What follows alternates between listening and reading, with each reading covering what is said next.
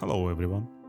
When I saw this model of guts on the internet, I immediately got desire to print and paint it because I really like Berserk manga, and I think this model turned out really cool.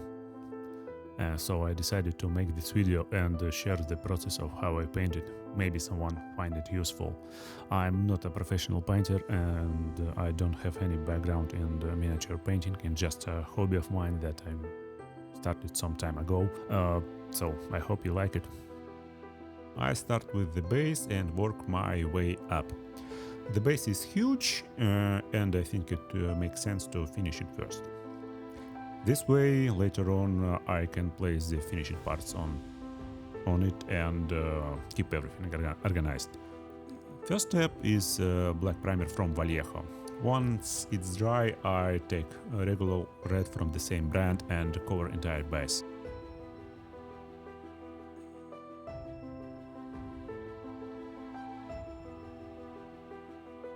The base is basically a massive chunk of flesh with veins showing through all of the surface.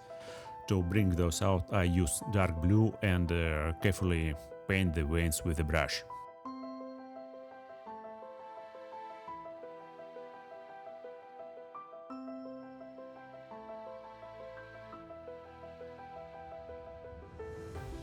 Next, the gums. I grab a brighter red, I think it was a wine red, and paint all the monster mouths. The next part is I will take bloody red from Army Paint here. It's a contrast paint that looks almost like a blood. I hope it doesn't have a metallic aftertaste. And I cover the entire base with it.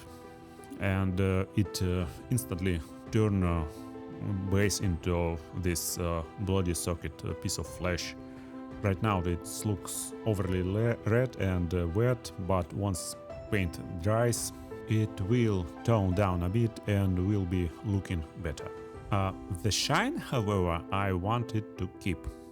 So I will take a gloss varnish and coat the whole base with it. It's at this wet, fleshy look, and it also protects paint from damage. Now, while base is drying, I will start to work on the details. I will start with the eyes. For sclera, I use off-white from AK Interactive. I thin this paint slightly and paint the entire eyes in several layers to get a smooth, even finish. Next part is the teeth.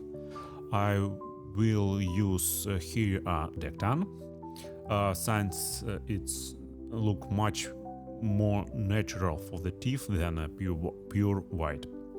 I will again slightly thin down the paint to make it more smooth and apply in a multiple layers to get a smooth finish and cover up the black behind. And yes, there is actually quite a lot of teeth here, so it takes some time to finish them.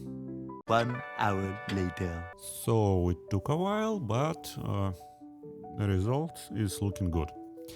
Later on I will use gloss varnish to give teeth this shiny look, so they look again more natural.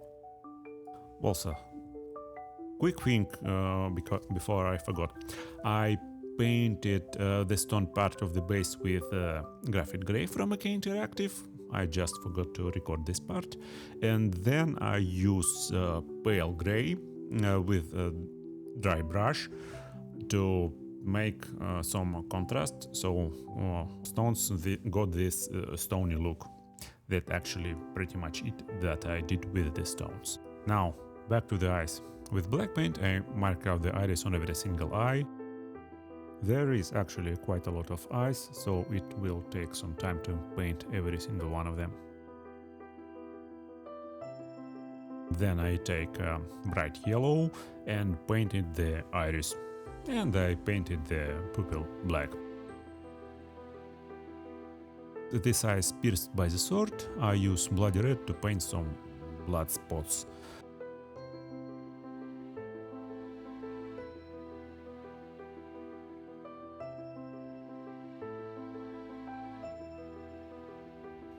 Also with the small brush I worked on the minor details.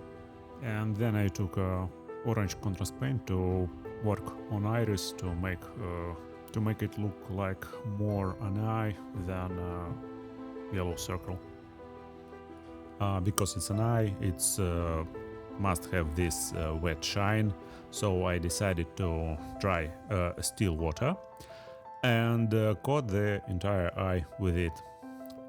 Gloss varnish and ink might have worked as well, but I wanted to do some little experiment. Finally, I decided to add blood to the teeth because paint that I use loses its shine when it's dry. I mix it with still water and apply it to the teeth, but only in the places where blue realistically pull. 2 hours later. And after some time, I painted all the eyes and applied all the blood to the teeth. And I think base is now is finished. Eyes are done, teeth are blooded, just the way I wanted it. And now base looks actually quite disturbing, but I think it's this way how it should be.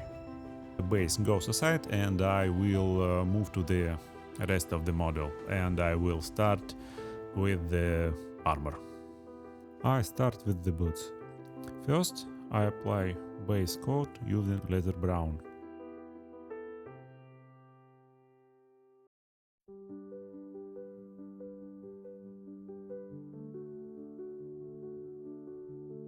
Next, using ochre and dry brush, I highlight the areas where the leather will be mostly worn out. The model has already a lot of texture, so this step is fairly easy. I'm using this brush because I thought it will give more control on flat surfaces, but usual brush will work as well. Then I take a light brown contrast paint and apply it to the upper part of the boots. I see that this part of the boot it looks like the leather is turned inside out, so I think color should be slightly different. In some areas I apply paint more strongly to show that the leather here is less worn. Remaining parts I paint with dark brown contrast paint.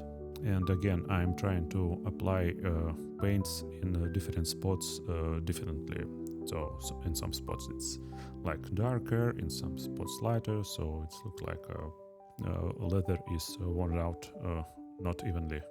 To avoid everything looks too uniform, I decided to paint straps in a separate brighter shade of brown.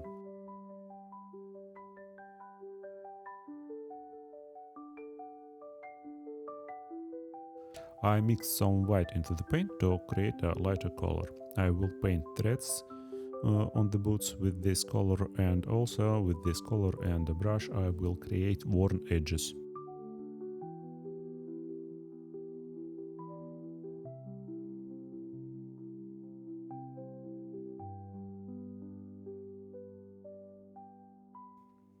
I really like how it started to look when I add scratches to the straps, and after I'm done with this I will take another contrast paint and will paint stripes with it.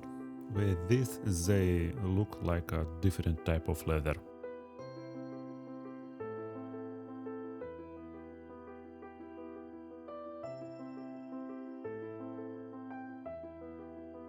That's it for the leather. I quickly paint the soles with a dark gray and carefully pick out the stitching using the leftover of the paint that I used for highlights.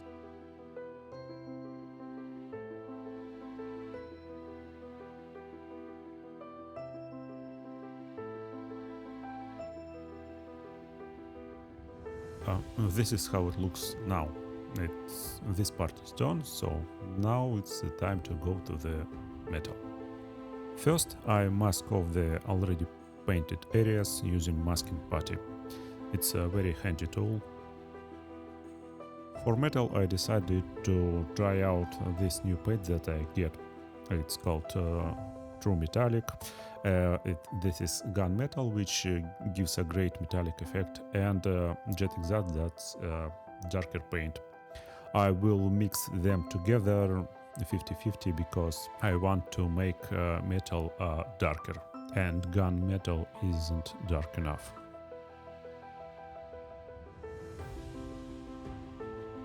The parts already start to look metallic, which is really cool. I remove the masking putty, and with the brush I will work later on the edges to hit the spots that I missed. The metal plates look great, but I want to add some damage effect. Using a small piece of sponge, I apply iron wax to the areas where the armor would be worn or chipped.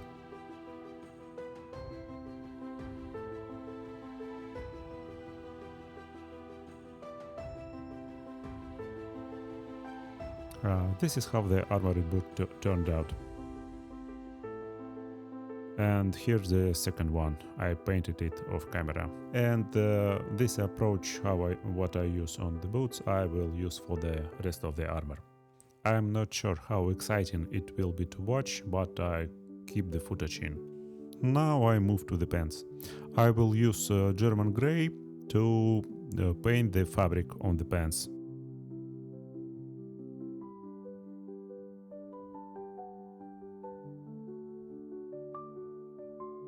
After it dries out, I will mask it off to paint the leather armor parts.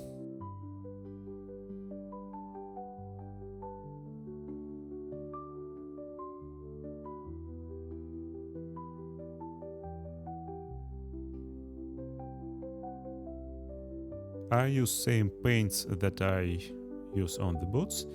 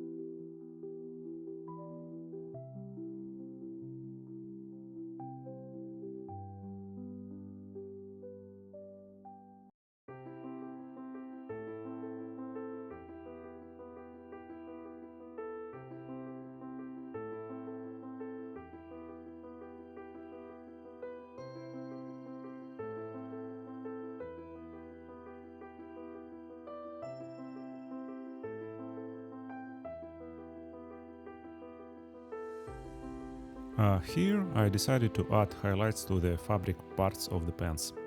I mixed gray and white in 50-50 ratio and gently highlight the areas that in my opinion should stand out.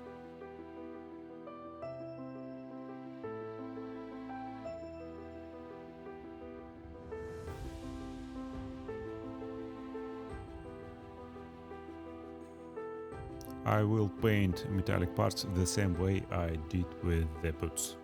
I prepared a mixture of these metallic paints in advance because I don't want to mix it every time, and if I mix it every time I can mess up proportions, so metallic parts will look different.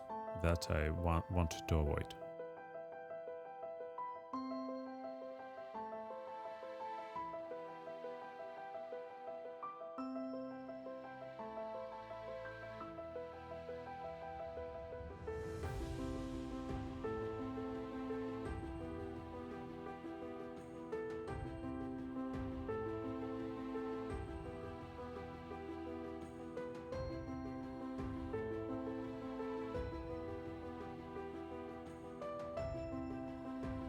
As before, I use sponge to apply iron wax to the damaged areas.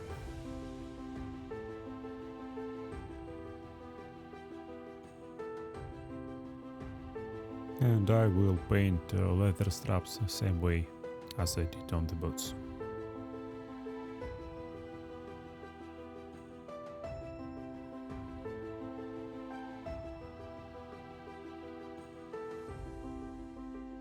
For stitching, I use the same mix of white and brown again, and there's actually quite a lot of threads that I need to paint, so it will take some time.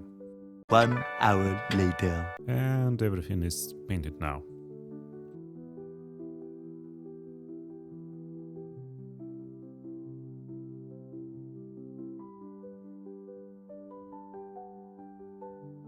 This how pants turned out.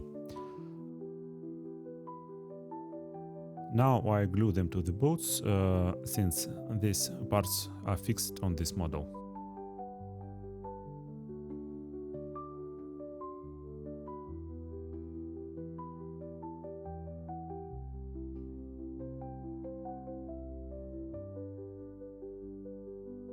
For the interchangeable parts, I use magnets so torsos can be swapped if needed. And yes, this model comes with 2 torsos and I will be painting both of them. And I start with the armored one. There is nothing new here, I paint it using the same approach as previous armor pieces.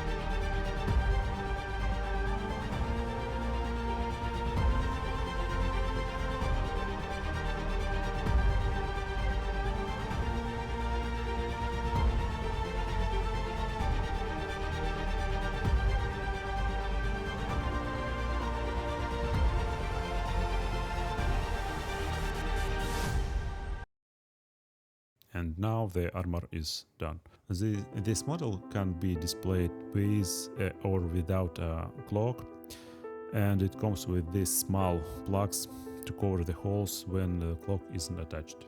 The creators of this model really put a lot of effort into it. And for the arms I will use the same metallic mix that I use on the armor, maybe a bit of darker.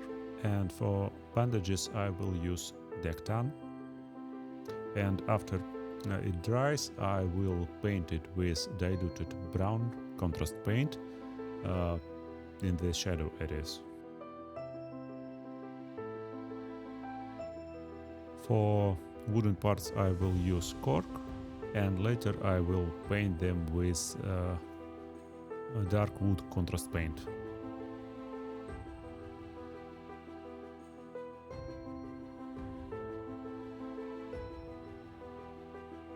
And now the sword. Here I will use steel paint and paint the entire sword with it.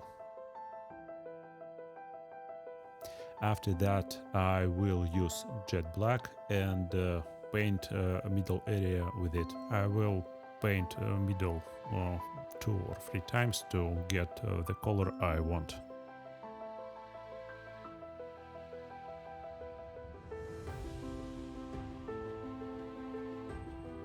And after that I will take a fabric glove, put some iron wax on it, because I think that the sponge is a little too small. For this I will go over the black area to highlight scratches and other battle damage. And next I will take blood paint and will splash it on the sword, like trying to imitate blood spots.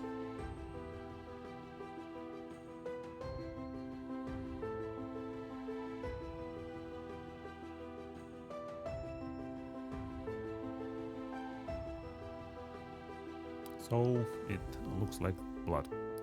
So now I will put it into the base. Okay, and now it's time for the skin. So first I primed all the parts with the white primer from Vallejo. Then I lowered airbrush compressor pressure to the minimum, so paint would create small dots imitating the skin texture.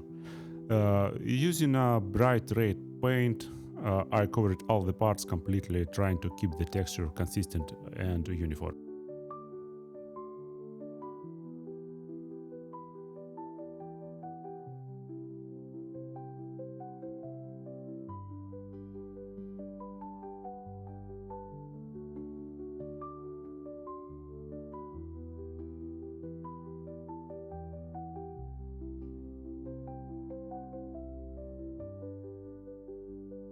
After that, using a very thin light color, mix it roughly 70 to 30 with the thinner. I carefully painted over parts, making sure the lower layer is still showing through. And layer by layer, I will gradually build up the skin effect while trying not to lose the texture. This is how a difference looks at this stage. Later paint will dry and the color will change and become slightly redder. To seal the paint and protect it during the next steps, especially in case if I made mistake while painting the details, I coat the parts with the matte varnish. Then I let everything dry properly. I leave parts for a full day or so paint can fully cure and set. It's a long time, but it will be better if it will dry this way. Could use a hair dryer, but in my experience paint can dry not evenly and it can chip off in some places when I apply next steps. So I think it will be better to let it dry for some time. The next day. After a day I moved to painting the details, starting with the veins. I use blue paint, thin it with thinner, so the veins aren't too bright. In a ratio about 60% thinner, 30 paint. Using a fine brush, I carefully paint the veins. I used pictures from the internet for reference to make it more realistic. I am satisfied with the results and look pretty well. And since character have a lot of scars, I paint them in a bright red so they will stand out once the next layer of paint is applied. I'll take a pale skin tone paint, thin it 50-50 and carefully apply it to the parts. It's important not to overdo it, otherwise the details underneath will disappear. And I will need to find a way to overdo the paint job. It's starting to look like a proper skin tone. Okay, after some time the skin is look good, but it's very pale, so I clearly need to add some color. To add that, I use skin tone contrast paint from OK Interactive. I tried it out previously and it works well for this purpose. After applying the skin tone, I let the model dry again for several hours so the paint can properly set. The scars aren't very visible, so I touch them up slightly with red. And this is how it looks now. It feels like something is missing, so I decided to do wash trick. To add some color variation, I apply yellow wash. It is a heavily thinned yellow color, and at this stage, if the paint isn't fully dry, the paint job can be easily damaged. I quickly apply wash and remove it just as quickly using the paper towel. It's important to do this almost immediately and never let it dry. It looks like nothing was damaged. And now I repeat the same process with the red wash. Again apply and remove it quickly. After all that, the skin looks much richer and more alive. Here's a comparison what it was before and after.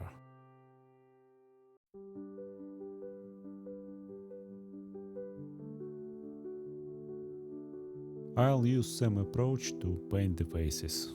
This model comes with two separate heads, the serious one and the funny one. I like the funny one. I painted the texture on the previous step when I painted the torso, and now I continue.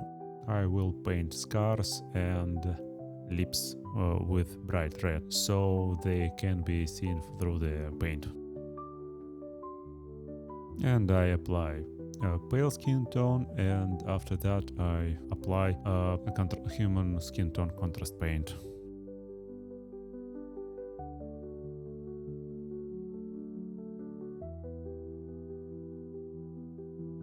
And I periodically check that there is no difference in skin tones between head and the torso. I will paint hair black. After black dries, I will take light gray and apply it with dry brush to the hairs to make highlights.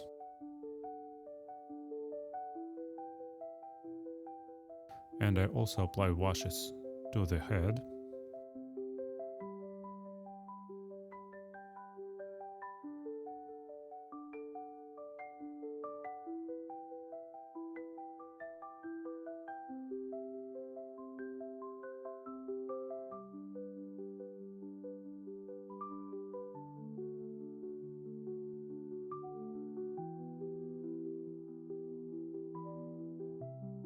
And after that I will take red wash and apply it to some places on the face like cheeks, nose, mouth to make it more natural.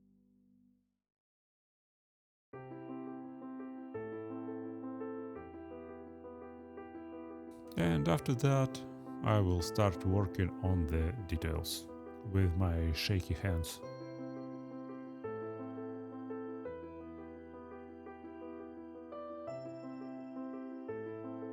It is not good, but I'm glad that he has one eye. And for his smile I will use Dectan again as a base layer. For highlights I will use white, and later I will work on the gums and painting them with red and with a thin brush.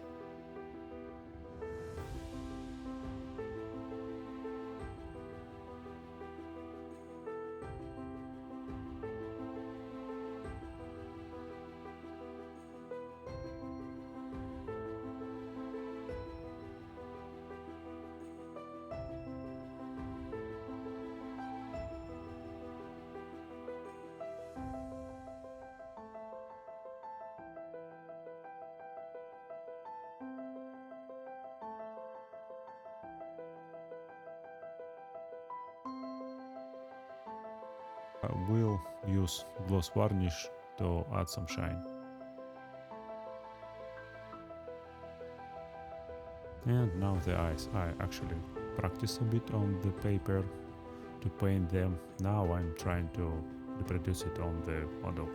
I use the thinnest brush I have to paint the eye. Well, I mark iris with black, then I use some brown, and then I add some orange to the eye.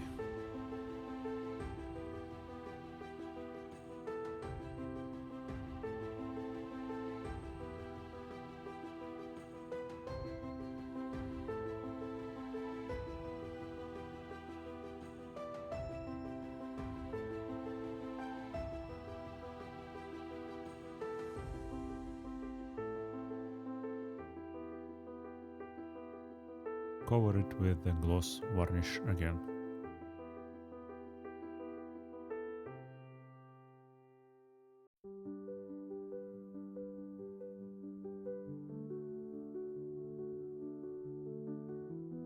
And the torso and the heads looks pretty awesome. Almost everything is done. Only cape left. So I will took Rhinox hide from Citadel and paint it with brown. Then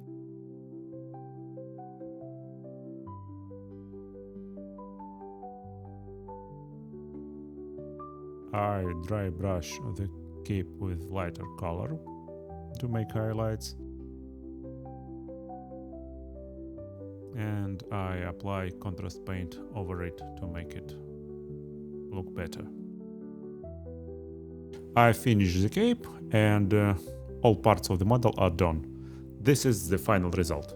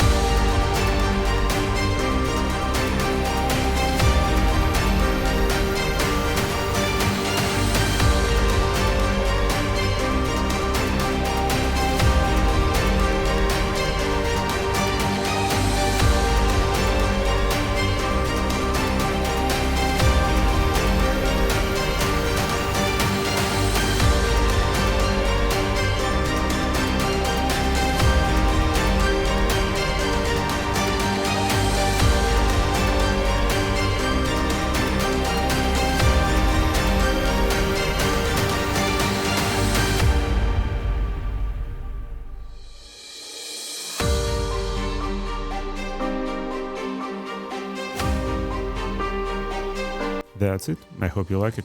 Bye.